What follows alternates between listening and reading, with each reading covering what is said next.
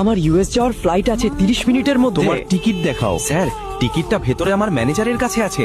এই যে, বেরিয়ে যাও। এটা কোনো বাস স্ট্যান্ড না, এটা এয়ারপোর্ট। কেউ এমনি ঢুকতে পারে না। স্যার, আমি অনুরোধ করছি, আমার ইউএস এর ফ্লাইট 30 মিনিটের মধ্যে। টিকিট ভেতরে আছে। ভিখারি, তোমার জামা কাপড় নোংরা, তোমার স্যান্ডেল ফাটা, আর তুমি বলছো আধ ঘন্টার মধ্যে তোমার ইউএস এর ফ্লাইট। তুমি কখনো স্বপ্নেও প্লেন দেখেছো? আমি ভিক্ষা করছি স্যার, আমার ফ্লাইট আছে, দয়া করে আমাকে যেতে দিন। এভাবে যেতে দেওয়া হবে না, আমি অনুরোধ করছি স্যার। চলে যাও, না হলে মেরে লাল করে দেব।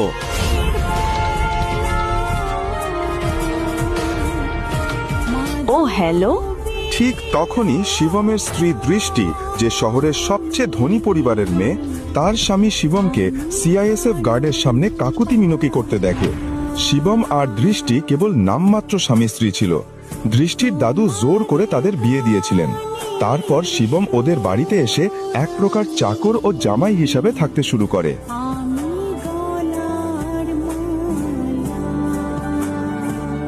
মিস্টার ভিখারি, তুমি এখানে কি করছো? তুমি জানো তো আমার গুরুত্বপূর্ণ ইনভেস্টররা এখানে আসছেন। আমি তাদের স্বাগত জানাতে এসেছি। আমি এখানে কোনো নাটক চাই না।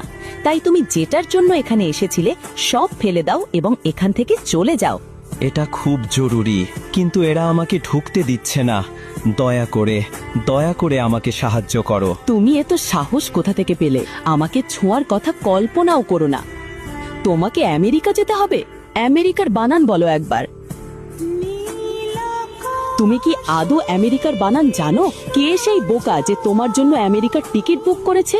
শিবম, যে একজন সাধারণ ছেলে এবং রাস্তার ধারে খাবার বিক্রি করে, তার সঙ্গে আমেরিকার কি সম্পর্ক? অফিসে যাও। আমি ইনভেস্টরদের নিয়ে অফিসে যাচ্ছি। ওদের জন্য সকালের খাবারটা রেডি করে রেখো। কোনো ঝামেলা করার আগে একবার ভাবো, না হলে দেশ ছাড়ার তো প্রশ্নই ওঠে না। এই শহর আর তোমার ঘর ছাড়ার আগেও 100 বার ভাবতে হবে। আমি তোমার জীবনটা আরো দুর্বিষহ করে তুলব। এটাই আমার শেষ বার্তা। এটা খুব জরুরি। ঠিক তখনই দৃষ্টির বিজনেস পার্টনার ঋষভ তাকে জিজ্ঞেস করলো, তুমি এই ভিখারির সঙ্গে কথা বলছো কেন? ওকে 50 টাকা দাও আর এখান থেকে তাড়িয়ে দাও। ঠিকভাবে কথা বলো, ও আমার স্ত্রী, বুঝলে? কি বলছে ও? দৃষ্টি, এটা কি তোমার স্বামী? ঋষভের এই প্রশ্ন শুনে দৃষ্টি কয়েক সেকেন্ডের জন্য চুপ করে যায়, কিন্তু তারপর অনেক সাহস নিয়ে এসে জবাব দেয়, আরে ঋষভ, সত্যি বলছি, ওর দিকে একবার তাকাও। তুমি ওর কথা বিশ্বাস করছো কেন? ওর অবস্থা দেখো। ওর পাশে দাঁড়াতেই আমার লজ্জা